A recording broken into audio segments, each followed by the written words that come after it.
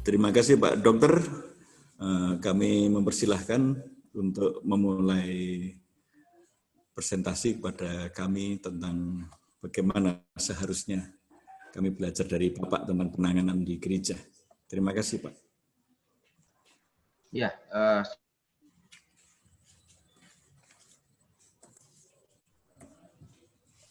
suara saya dapat ditangkap jelas? Bisa Pak, ya. Oke. Ya, selamat malam semuanya. Saya tidak akan mengulang apa yang disampaikan oleh Pak Joni tadi ya, sudah agak detail yang disampaikan tadi. Pada malam hari ini saya hanya ingin menggarisbawahi beberapa. Ya, jadi masa new normal ini bukan normal ya, tidak sama dengan normal. Ini harus dimengerti. Jadi jangan kita bereforia lalu kita berhura-hura, kita merasa sudah bebas dan sudah normal. Ini harus dimengerti kita semua. Dan sekarang ini ada istilah juga yang disebut AKB ya, aturan kebiasaan baru ya. Jadi menghadapi masa yang disebut new normal ini kita harus punya aturan-aturan baru dalam hidup bermasyarakat kita, termasuk dalam bergereja. Jadi tidak lagi sama gereja ini. Karena apa? Kita harus kita semua sekarang ini masuki masa di mana kita tidak bisa mengatakan bahwa sudah tidak ada virus lagi. Kita tidak bisa mengatakan demikian. Kita harus hidup berdampingan dengan virus tadi, dengan virus COVID.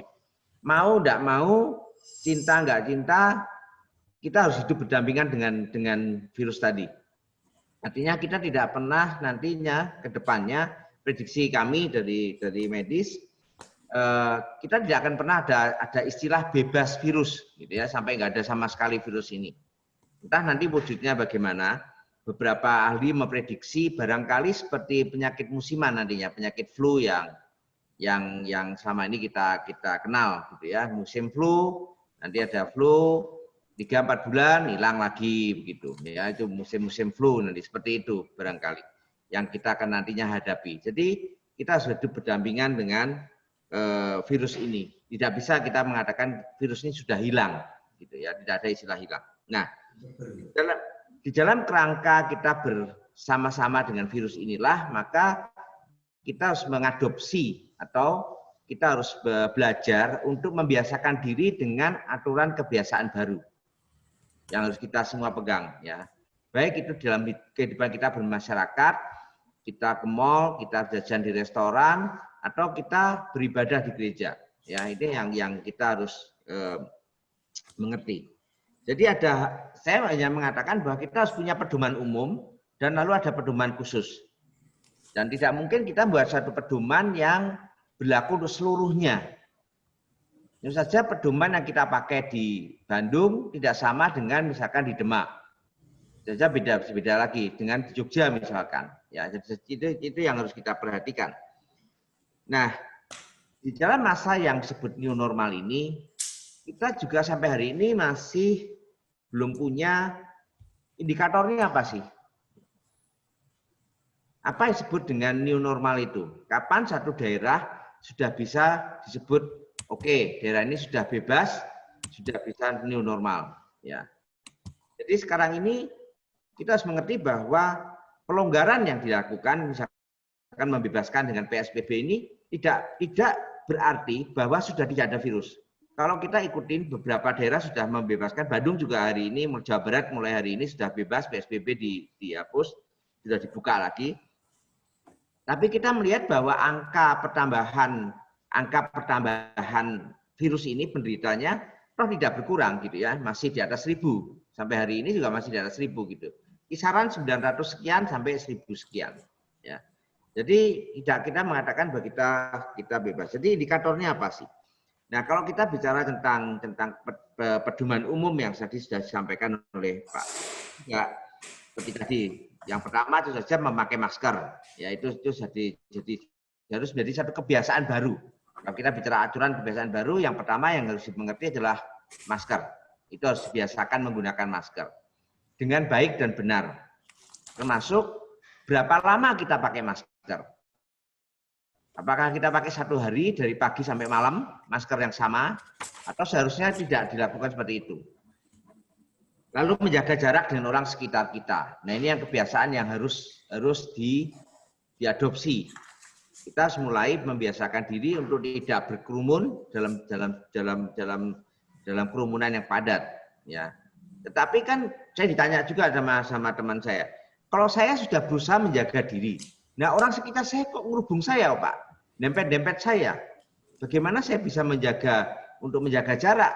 Orang lain yang mendekat terus, sementara saya berusaha untuk menjaga jarak. Jadi ya sulit juga. Misalkan masuk lift, kita berusaha satu lift yang diatur posisinya hanya boleh 6 orang. Tapi ketika kita masuk, orang-orang yang ada di sekitar kita bukannya menjauh dari kita, malah ngumpul di sebelah-sebelah kita. Mepet-mepet kita. Nah, bagaimana kita mengatasi itu? Padahal sudah ditulis di lift itu, bukan ditulis, misalnya diberi tanda, di mana posisi kaki harus menghadap kemana. Yang di samping menghadap ke dinding, yang di belakang menghadap ke belakang, yang di depan menghadap depan. Itu sudah ditulis di lift-lift itu. Tapi ketika kita masuk, berapa banyak sih orang yang betul-betul berdiri tepat di tanda silang itu dan betul-betul mengikuti arahan untuk menghadap ke tempat yang disarankan? Kan tidak. Nah, lalu bagaimana kalau kita sendiri yang berusaha untuk patuh, sementara orang sekitar kita juga tidak patuh? Nah, sama aja bohong kan? Nah, ini yang kita harus belajar untuk ada aturan kebiasaan baru yang harus bersama-sama diikuti. Demikian pula di gereja. Tadi saya sampaikan panjang lebar detail, saya tidak akan mengulang itu. Saya hanya menggarisbawahi demikian. Oke, masuk gereja kita sudah cek semuanya. Kita atur tempat duduk sudah betul semuanya. Nah, keluar gereja rangkul-rangkulan foto selfie bareng. Siapa yang bisa ngelarang? Apakah kita larang mereka tante-tante yang tadi selfie-selfian foto bareng di halaman gereja kita? Di dalam gereja mereka duduk terpisah. Nah, keluar gereja, setelah amin-amin keluar gereja. Apakah mereka tidak rangkul-rangkulan foto bareng? Kangen kok. Sudah lama tidak ketemu. Nah, jadi aturan kebiasaan baru harus menjadi perhatian kita bersama. Itu tentang jaga jarak ya. Masker tadi saya sudah singgung juga. Ya, saya tiap kali itu, hampir tiap hari, tiap kali saya jalan ke rumah sakit, pengunjung itu pakai masker, ada yang turun gitu ya, hanya di dagunya. Saya selalu, Pak, tolong Pak, maskernya ke atasin. Saya balik lagi, visitor satu ruang, balik lagi, ketemu Bapak yang sama, melorot lagi di dagunya. Saya tegur lagi, sambil ketawa, ngap dok, ngap itu bahasa Sunda, sesak maksudnya, sesak dok pakai masker terus begitu ya. Nah, jadi itu yang kita harus perhatikan gitu. Lalu masker, ya tadi saya katakan ada yang dipakai masker sepanjang hari gitu ya, dari pagi sampai basah kuyup pakai terus gitu. Nah, apakah itu sehat? Nah, ini yang jadi pertanyaan juga ya. Berikutnya yang ketiga, yang pedoman umum. 1 masker, 2 jaga jarak, 3 bawa disinfektan. Ya, bawa disinfektan untuk menjaga kita tidak seandainya kita menyentuh sesuatu. Ya, di gereja mau tidak mau kita yang mudah aja. Kita megang pegangan tangga, kita naik tangga kan? Ya, sebagian gereja mungkin tidak tanpa tangga, tapi sebagian gereja pakai tangga atau apapun. Kita tahu bahwa virus COVID ini masih bisa hidup bertahan lama di benda-benda itu. Di secara perhitungan, kita tahu virus COVID ini ada di droplet. Droplet itu percikan mudah. Kalau kita bersin, itu ada 40.000 droplet, percikan yang muncrat dengan bersin. Kalau batuk, itu 3.000 yang muncrat. Nah, kalau si seseorang itu jalan di tangga, dia bersin, dia ngadep ke railing atau pegangan tangga. Itu saja melekat di situ semua itu. Nah, orang berikutnya pegang yang sama. Setelah pegang, dia kucek-kucek mata atau kucek-kucek hidung. Nah, virusnya masuk. Kalau kita bicara 5 menit, itu 3.000 droplet yang keluar dalam bicara 5 menit. Jadi, kalau saya penderita COVID, komputer saya, depan saya, monitornya sudah penuh dengan COVID dari tadi ini. Ya kan, karena dropletnya keluar ke situ semua. Orang berikutnya yang menyentuh, ya bisa ketularan. Jadi, yang ketiga yang penting diperhatikan, kita membiasakan diri Mbak disinfektan. Kalau kita memegang sesuatu yang namanya sudah sepuh, mungkin naik tangga juga harus pegangan, kita langsung cuci tangan kita. Kita tidak sengaja megang benda sesuatu, cuci tangan. Nah, kebiasaan ini juga apakah harus dilatih, harus dibiasakan, perlu waktu untuk membiasakan orang itu cuci tangan, dan perlu waktu juga membiasakan orang-orang itu untuk tidak menyentuh wajahnya. Sebenarnya salah satu pencegahan yang terbaik adalah jangan menyentuh wajah kita. Kita tidak pernah yakin dengan tangan kita. Jadi biasakan jangan menyentuh wajah kita. Tapi berapa banyak orang ya, tadi kucek-kucek hidung, kucek-kucek mata, bahkan kadang-kadang pegang-pegang mulut kita, padahal tangan kita belum cuci tangan. Nah, jadi kebiasaan-kebiasaan ini yang harus dilatih, dibiasakan menjadi aturan kebiasaan baru AKB tadi. Ya. Berikutnya yang penting juga setelah tiap kali kita keluar rumah ya ke ibadah atau kemanapun, sampai rumah kita ganti baju langsung mandi, bersihkan badan. Nah, jadi ya mungkin kita harus rajin-rajin mandi dibiasakan gitu ya sekarang ini dibandingkan sebelum-sebelumnya gitu. Karena kita tidak tahu sekali lagi kita menyentuh apa, kita tersentuh apa, kita berhubungan dengan apa. Nah, ini aturan-aturan umum yang umum. Itu saja sekali lagi kembali kalau gereja itu harus mengadopsi aturan-aturan umum tadi menjadi aturan yang lebih detail di masing-masing yang berbeda. Nah, mengenai ibadah lagi. Apakah seragam? Misalkan saja satu gereja sinode GKMI aja lah, saya pakai contoh karena gereja saya. Apakah kalau Bandung sudah bisa dibuka ibadah, apakah yang gereja GKMI yang di Surabaya juga bisa dibuka pada waktu yang sama? Apakah Jogja juga bisa dibuka? Atau sebaliknya, oke, saat ini Jogja bisa dibuka, bisa mulai, tapi Surabaya jangan dulu deh. Nah, jadi sekali lagi perlu hikmat dari masing-masing. Tidak cukup ketua sinode yang memberi seolah-olah memberi ketok palu begitu ya. Tunggu nih aba-aba dari ketua sinodenya. Terus dia bilang, oke, per tanggal 5 Juli semua gereja boleh ibadah. Tok. Apakah semua gereja juga sama? Nah, jadi tidak kan? Kita harus memperhatikan indikator tempat kita. Nah, sekarang yang menarik adalah indikatornya apa? Apakah angka pertumbuhan kasus baru itu menjadi indikator bahwa tempat kita ini aman nih? Kalau kasus barunya sekian, kasus barunya itu juga tergantung lagi berapa persen dibandingkan apa? Populasi dibandingkan atau banyaknya kasus. Misalkan gini, di Bandung kasus baru hari ini 100. Banyak kan?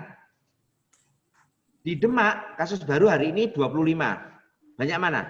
Banyak Bandung kan? Tapi persentase dibandingkan populasinya banyak mana? Nah, ini juga harus jadi perhatian. Jangan hanya perhitungan angka, tapi juga persentase. Apakah 25 di Demak itu sama banyaknya dengan 100 di Bandung? Jadi kita harus bisa memilah-milah mana yang bisa jalan dulu ibadah, mana yang sebaiknya jangan dulu. Nah, jadi tidak cukup banyak beberapa pedoman-pedoman umum yang sudah kita share bersama tadi. Kita perlu juga mencermati masing-masing. Jadi kita perlu hikmat Tuhan untuk melihat di daerah saya ini, tempat saya ini. Nah, pemimpin-pemimpin gereja juga harus mengambil keputusan sendiri. Dia mengatakan oke, jalan, tapi tempat saya ini sudah aman belum sih? Nah, bagaimana kita menilai itu? Menilai tingkat aman. Nah, itu yang saya garis bawahi. Berikutnya saya garis bawahi tentang tadi, faktor resiko. Saya membuat juga protokol ya. Dari Pak Joni tadi kan protokol pemerintah lebih dari 60 tahun. Nah, saya sudah diprotes nih. Yang protes tanda-tanda saya. Kok saya nggak boleh ke gereja? Nah, saya sudah longgarkan. Jadi 65. Kalau ke Bapak Ibu yang dapat edaran yang saya buat, punya saya itu 65. Saya udah melonggarkan sedikit itu. Kalau pemerintah 60 itu. Saya udah bikin 65. Itu pun saya masih diprotes. Ada tanda saya di atas 65. Saya kan sehat. Kenapa saya tidak boleh ke gereja? Nah, jadi bukan orang lain lagi yang protes. Orang dekat juga bisa protes itu. Apa sih, kenapa sih harus 65? Kenapa tidak 64? Kenapa enggak? Nah, itu yang jadi pertanyaan kan. Nah, terus saja ya, disinilah hikmat lagi. Di masing-masing gereja. Angka 65 ini tentu saja berdasarkan suatu statistik, suatu penelitian studi bahwa mereka-mereka yang pada usia-usia seperti ini, di atas 60 itu rentan. Imunitas mereka mulai turun. Dan jangan lupa, nah, bapak-bapak yang sudah di atas 60 tentu saja mulai mengerti apa yang saya katakan. Semakin tua itu, penyakit-penyakitnya dulunya nggak ada itu muncul. Gitu ya. Mulailah yang namanya darah tinggi, ada mulai yang namanya kolesterol, mulai yang namanya kencing manis ada. Dulunya nggak ada kencing manis, waktu muda makan apa aja oke aja. Begitu sudah mulai di atas 60, dites, ada gula ternyata. Nah, ada banyak rentetan ini usia-usia tua. Kenapa usia tua itu menjadi rentan? Karena tadi mereka biasanya mulai multi disease. Ada banyak kelainan yang mengikuti mereka usia-usia tua ini. Nah, jadi lalu pertanyaannya, apakah kalau saya usia 64 tahun tapi sehat, tidak punya semua itu, apakah saya boleh ibadah? Tapi kalau saya umur 60 tahun ternyata punya jantungan, nah mana yang boleh, mana yang tidak boleh. Jadi sekali lagi faktor usia tidak menjadi faktor mutlak. Harus diikuti juga faktor-faktor yang lain. Apakah dia itu betul-betul sehat? Kalau sekarang umur 64, 65 katakanlah, dia betul-betul fit, tidak ada keluhan apapun. Barangkali mungkin lebih diizinkan daripada mereka yang umurnya 58 atau 55 tapi punya kencing manis. Mungkin yang 55 kencing manis lebih rawan itu, lebih rentan untuk gereja. Nah, sekali lagi. Nah, di sini lalu gereja perlu punya screening yang agak beda-beda begitu ya tempat itu. Jadi sekali lagi, nah ini saya katakan tadi tidak bisa lalu satu aturan yang umum itu oke dipakai sebagai aturan umum, tapi perlu aturan-aturan khusus yang mengikuti. Seperti usia anak di bawah 12 tahun. Kenapa? Karena memang mereka rentan. Dan yang menarik adalah bahwa kejadian COVID di anak-anak di Indonesia itu cukup tinggi. Ini yang mengejutkan. Kalau di luar negeri, ketika awal-awal wabah, COVID itu hampir tidak ada di anak-anak. Hampir tidak ada di kasus anak COVID. Tapi kasus ketiga di rumah sakit saya, itu balita di bawah 2 tahun. Bayi di bawah 2 tahun yang positif COVID-nya. Swab-nya positif, PCR positif. Itu yang mengejutkan kami juga gitu di sini. Karena kalau di literatur di luar negeri jarang itu anak-anak atau bayi yang kena COVID. Tapi di kita ada kasus-kasus itu. Nah, jadi anak-anak juga termasuk rentan untuk tertular COVID ini. Dan angka kematian cukup tinggi di kalangan anak-anak dibandingkan yang dewasa muda. Nah, jadi pengalaman kami sendiri di menangani COVID di rumah sakit, angka kematian memang tinggi di anak-anak dan orang-orang yang tua yang dengan komorbid. Komorbid itu maksudnya ada penyakit tadi. Ada kencing manis, ada jantung, itu yang paling sering, lalu ada penyakit paru-paru, itu juga angka kematiannya tinggi. Ya. Nah, kenapa? Maka mereka ini lalu dimasukkan dalam kelompok yang sebaiknya tidak gitu ya, beribadah. Wanita hamil juga ya. Beberapa kali kami dapat kasus wanita hamil yang harus seksio, harus salinan, kami para dokter, tim dokternya pakai APD lengkap level 3 ya, hanya untuk nolong operasi satu itu. Tidak hanya kami dokternya tapi juga perawatnya, anestesinya semuanya, klinik servisnya pakai APD level 3 semua. Ya, jadi hanya satu seksio saja. Jadi di kasus kehamilan itu juga banyak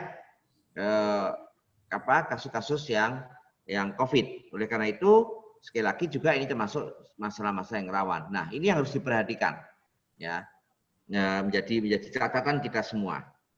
Ya, jadi sekali lagi bahwa kita perlu dalam masa new normal ini kita tidak normal, kita perlu membuat aturan yang sekali lagi ada aturan umum seperti yang dikatakan, pakai masker, jaga jarak, disinfektan, sering cuci tangan, jangan sentuh wajah, itu aturan umum.